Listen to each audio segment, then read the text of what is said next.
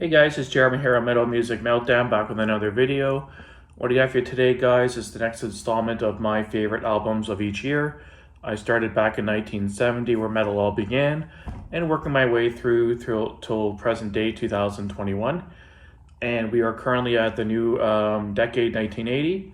And as mentioned in the previous video, I was doing my top 5 of each year, but I decided to bump it up to top 10 when I got into the 80s, just because I knew it was going to be almost impossible to narrow it down to 5. So I bumped it up to top 10, and I'm gonna keep it top 10 going through the rest of the series. And in the playlist in my channel, I lumped the 1970s top 5 albums all in one playlist, and I'll start a new playlist for 1980 top 10, so check those out as they come out.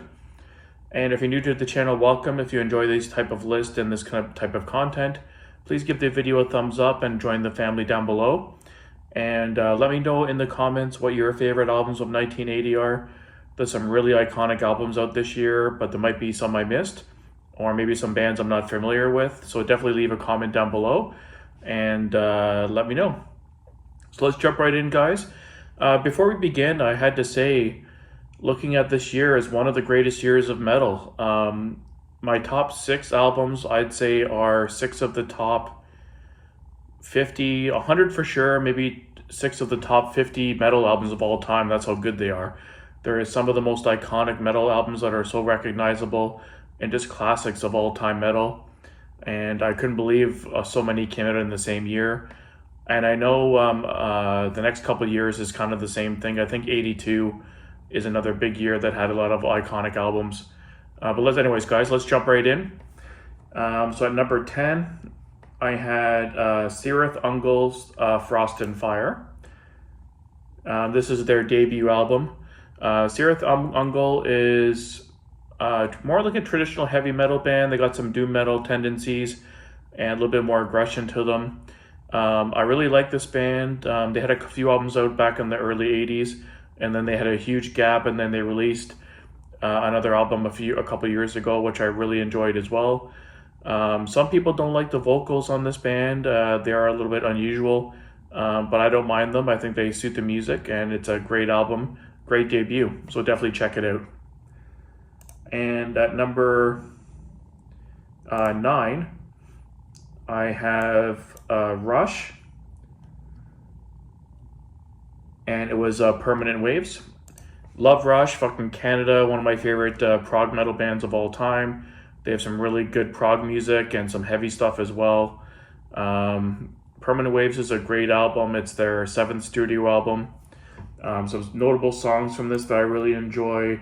Spirit of the Radio is really good, or The Spirit of Radio, I should say. The epic Natural Science is really good. Jacob's Ladder is really good. Free Will, the whole album, top to bottom, is really solid. Just another solid Rush album. It's not one of my overall favorites for them, so that's why it's a little bit lower on my list. I think Moving Pictures is probably my favorite, which will be coming up in a close nearby list. But still a solid album. Most of Rush's stuff is pretty good. You can't really go wrong with any Rush albums at all. And at number 8, I have Diamond Head and their album Lightning to the Nations. This is their debut. This is one of the bands from the new wave of British heavy metal. Solid band, very influential. A lot of the big four, like Megadeth and Metallica, reference Diamond Head as being a huge influence in their music, and they're really into their music. Of course, they have the iconic Am I Evil, which was covered by Metallica. Great song, super thrashy and heavy. It's got that doomy sound at the beginning, very Sabbath sounding. And Sweet and Innocence, another great track. Just a great all-around band from the new wave of British heavy metal. If you're not familiar with them, definitely check them out. Really, really good stuff. And next, at number 7, I have Saxons, Wheel of Steel. Saxons, another band from the new wave of British heavy metal. This is their 2nd studio album. Really solid stuff. Saxons released, I don't know how many albums. They seem to release an album every 2 years. since back in the 80s. I think they're over like 20 something. They have a lot of albums. But this is one of their greatest albums in my opinion. Really good stuff, with songs like 747, Strangers in the Night, Motorcycle Man, Stand Up and Be Counted, Freeway Mad. Machine Gun's really good. Just some really good stuff. The traditional heavy metal sound is so good, and I love this whole movement and a lot of the bands that came out of it. So if you haven't heard some of the older Saxon stuff, definitely go back and check it out. And at number 6, I have Judas Priest, with one of their most iconic albums of all time, British Steel. And it's a great album. One of my favorites from them, not probably my overall favorite, but top 5 Priest album of all time for sure. It is their 6th studio album. In terms of track listing, it's got songs like Breaking the Law, Metal Gods, Living After Midnight, some iconic songs by Priest. And it's a great album. Straightforward, balls to the walls, heavy metal, get your fist in the air. Priest really perfected the whole sound of heavy metal. They took that classic rock bands and kind of stripped away the blues sensibility and made it just balls to the walls heavy metal. Really good stuff. And at number 5, I have Ozzy Osbourne's Blizzard of Oz. I'm drawing a blank there for a second. Really good album from Ozzy. It's his debut solo album, one of his best in my opinion. Another iconic album in metal, with songs like Crazy Train, everyone knows, Mr. Crowley, Revelation, just iconic. It had guitarist Randy Rhoads, rest in peace, brother. One of the best metal guitarists of all time. And just a really solid album, one of my favorite from Ozzy's solo career. And next up at number,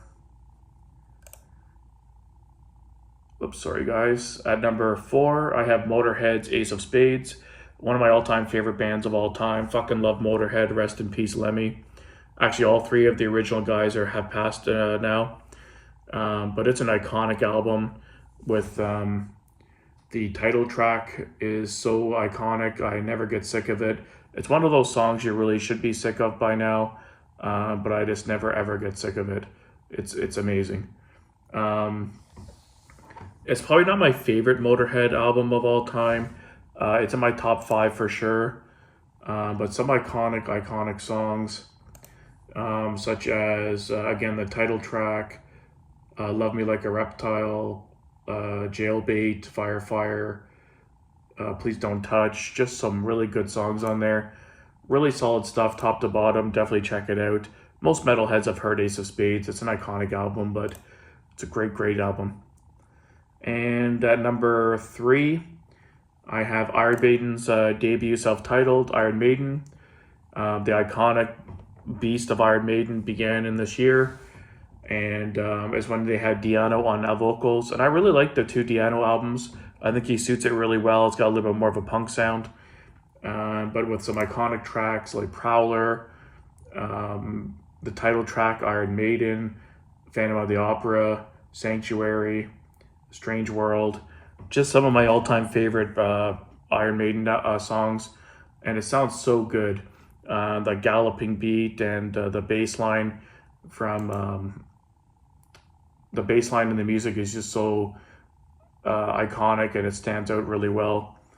And it's one of their best albums. It's really good. And at number 2, I put AC/DC's Back in Black. One of the biggest selling albums of all time. I'm not sure how many copies it sold, 30 million plus, I'd say, if I had to guess offhand.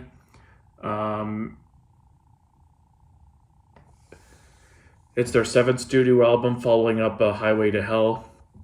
Highway to Hell and Back in Black back to back kind of is what shot this band into the stratosphere and made them the monster, probably the biggest hard rock band of all time, arguably. They still sell out football stadiums. and this album is one of the reasons.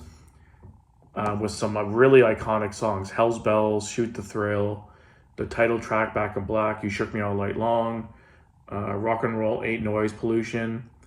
What else? "Give a Dog a Bone." Like, top to bottom, it's an amazing album. The production's amazing. The guitar work by Angus and Malcolm is really good. It's the debut album to have Brian Johnson after the previous singer passed. Bon Scott, I should say. Brian Johnson is a really good singer. I got into AC/DC after Brian Johnson started, so he's more who I'm familiar with. But Bon Scott's a really good singer, and all their albums with him on it are iconic as well. But I had to put Back in Black at number 2 for sure. And before I give my number 1, just some really quick honorable mentions. Let me take a look here. Alice Cooper had "Flush the Fashion." Accept had "I'm a Rebel." Let me see here. Kiss had "Unmasked." It's not one of their best. It's okay. Def Leppard had "On Through the Night."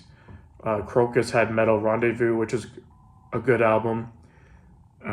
Gary Moore had "G-Force," which is good. Let me see here. Pat Benatar had "Crowds of Passion," which is good. Samson had "Head On," which is good. Scorpions had "Animal Magnetism," really good album, just squeaked out my top 10. And what else? Thin Lizzy had "Chinatown," another great album. Didn't quite make my list. There was another album I think I'm missing that was really close to being the top. Oh, Angel Witch. Angel Witch's self-titled debut. It was really, really good. Part of that new wave of British heavy metal as well. Their debut album was really good, but it just squeaked out. That'd probably be my number 11. And if you haven't guessed already, guys, my number 1 is Black Sabbath's "Heaven and Hell." First album to debut Ronnie James Dio on vocals. Fucking Dio. I love this album. A lot of people like Mob Rules the best for the Dio era. I think this personally is my favorite. It's the one I go back to the most. And I like this even over some of the iconic old albums with Ozzy. It's one of my favorite albums of all time. Probably in the top 10 albums of all time for me. With Neon Lights, Children of the Sea. The title track is so epic. I love it. Walk Away, Die Young is another big song. Just a really good song and really good album. I love the Dio era. Dehumanizer was really good too. But like I said, I think Heaven and Hell was overall probably my favorite album from the Dio era of Sabbath. So that's it for me, guys. That's my top 10 for 1980. Again, down below, list some albums I might have missed and what your favorite albums are from the year. And until the next episode 1981, keep it metal.